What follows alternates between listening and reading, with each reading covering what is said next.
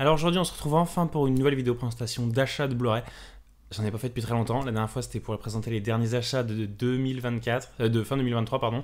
Là on est en 2024 justement et en 3 mois j'ai acheté très peu de choses. Vous allez voir, je vais vous présenter tous ces achats de début d'année, du premier quart de l'année en fait tout simplement. Pourquoi est-ce que j'achète beaucoup moins? On va en revenir dans la deuxième partie de la vidéo, c'est quelque chose dont je voulais parler un petit peu avec vous, avoir votre ressenti aussi, mais j'avoue que j'ai un petit problème par rapport à ça, on en reparle juste après. On va commencer par les achats. Ici, un que j'ai pu acheter tout récemment, je suis content de l'avoir eu, c'était pas évident forcément, parce qu'avec toutes les ruptures qu'il y a en ce moment sur les steelbooks, c'est le steelbook de Avatar 1 en 4K. En plus, c'est un joli steelbook, je trouve plus beau que le steelbook du 2, du coup, Avatar la voie de l'eau, qui était sorti il y a un an maintenant, en juin 2023. Il y a une belle continuité, je voulais la montrer quand même. Voilà, c'est plutôt sympa ce qu'ils ont pu faire là-dessus. Malheureusement, on est en 2024, hein, ça fait 2-3 ans qu'on n'a plus le droit à de l'embossage, à plein d'effets sur les steelbooks, donc c'est assez simple. Mais bon, au moins le visuel choisi est beau, les couleurs sont sympas, il y a une belle harmonie.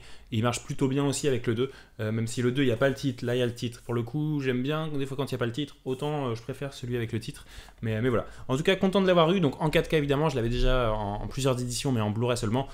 C'est sympa de l'avoir en 4K. Un autre steelbook extrêmement moche, terriblement moche. Je ne l'ai pas acheté pour le steelbook, c'est le film Hypertension.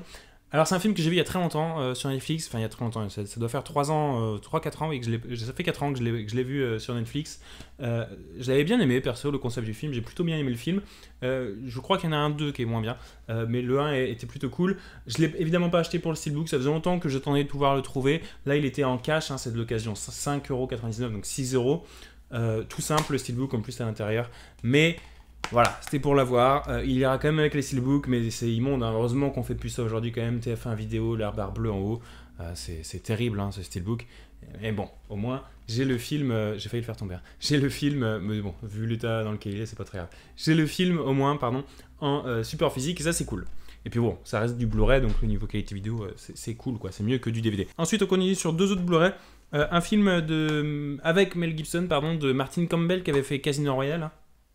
C'est un peu ce qui m'a fait acheter le film, c'est un réalisateur que j'aime bien. Mel Gibson est un acteur que j'aime bien, un réalisateur aussi que j'aime bien.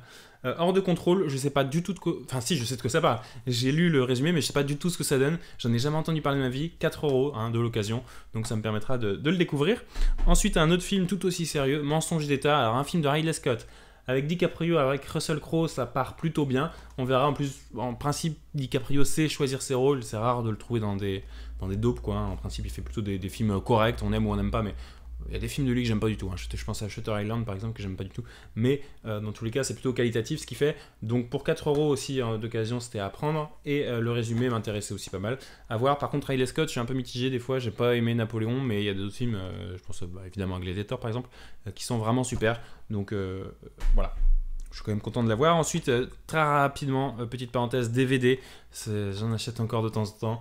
Star Wars La Menace Fantôme, alors pourquoi? Je l'ai déjà en plein de fois, hein. Je vais avoir 5, 6, 7 peut-être exemplaires de ce film, mais tout simplement j'ai grandi avec la prélogie, ça m'est très cher. Bon, déjà pour compléter cette petite collection, c'est des éditions que j'aime bien là, comme ça, en mode... j'aime bien là ces éditions, j'avais déjà le 2 et le 3. Là ça me donne le 1 en plus, et surtout aussi pour avoir quelques bonus en plus que j'avais pas forcément sur les premières versions, dont un petit documentaire qui peut être sympa. Donc voilà, c'est vraiment pour 99 centimes. Voilà, je me ruine pas, et je suis tout aussi content d'avoir acheté ça que Avatar en 4K par exemple. Enfin, on termine avec un 4K de Equalizer. Alors celui-là il m'a été offert. C'est le Equalizer 3, pardon. Ça m'a permis de les refaire, de les revoir tous. J'en parle juste après, mais du coup celui-là je l'avais vu au cinéma, je l'avais beaucoup aimé. Donc merci à ma copine hein, qui m'a offert ce film en 4K. Et du coup on l'a revu et il est vraiment cool. Le 1 du coup je l'ai tous revu, ça m'a permis de me les refaire un petit peu. Et puis j'avais le 2 aussi en 4K. Le 1 c'est vraiment le meilleur je pense, le 2 est vraiment moins bien, le moins bon des 3. Et le 3 est vraiment cool, mais par rapport au 1 il manque peut-être de rythme, ou je sais pas, il manque un petit truc je pense.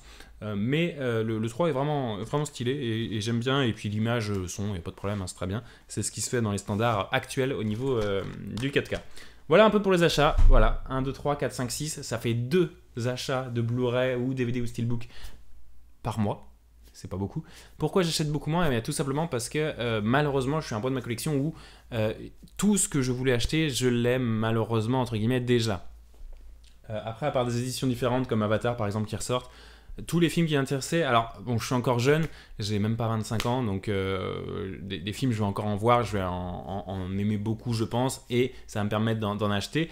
Mais c'est vrai que je trouve de moins en moins de choses où je me dis, bah ouais, ça m'intéresse, ça m'intéresse. Non, je vais dans les magasins régulièrement, très régulièrement, 2 à 3 fois par semaine minimum pour voir les Blu-ray.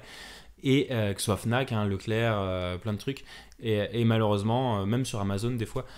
Et malheureusement, il n'y a rien qui m'intéresse en fait. C'est que des films, soit que j'ai déjà, soit des films qui m'intéressent pas ou que j'ai vus et que j'ai pas aimé, donc qui m'intéressent pas d'avoir. En plus, alors il y a évidemment toutes les sorties potentielles qu'il peut y avoir hein, au cinéma, mais il y a de moins en moins de films que je trouve réussis qui sortent au cinéma. Maintenant, quand je sors, je vais au cinéma quoi, 20 fois par an peut-être. Ouais, je vais au cinéma 15-20 fois par an.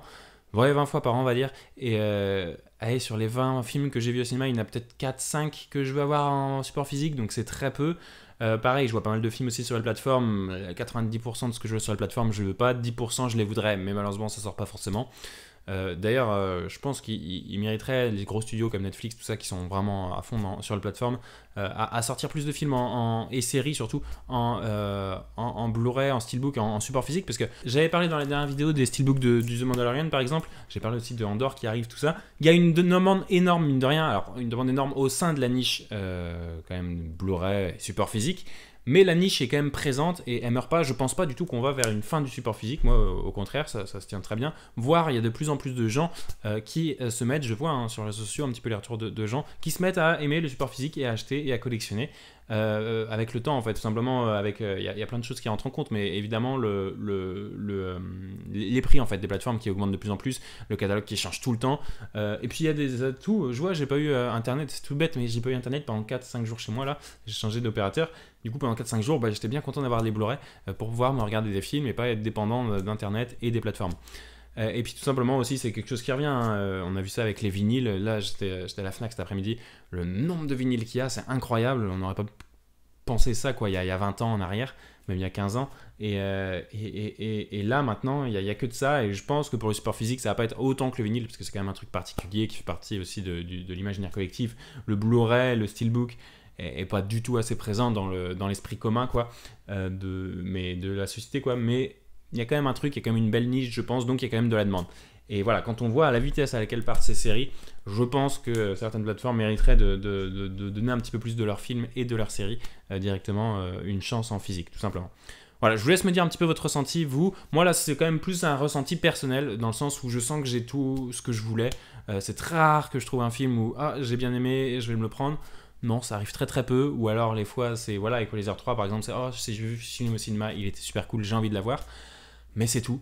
Et ça arrive très rarement, trop rarement. Bon, je fais des économies en attendant, voilà. C'est pas ma seule passion, les Blu-ray, donc je mets l'argent ailleurs. Et puis voilà, mais c'est vrai que je suis quand même un petit peu déçu de ne pas augmenter ma collection aussi vite que je le souhaiterais avec plein de titres que j'aime. Et puis j'ai aussi ma manière de collectionner. Avant même d'avoir cette chaîne, je collectionnais. J'ai fait pas mal d'erreurs d'achat de films qui étaient nuls et que j'ai acheté juste pour accumuler. Ça, j'ai passé cette période derrière moi.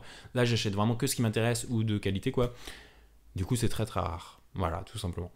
Je vous laisse me faire un retour, vous, sur votre manière de collectionner. Et puis on se retrouve pour une prochaine vidéo. Merci d'avoir regardé et à bientôt.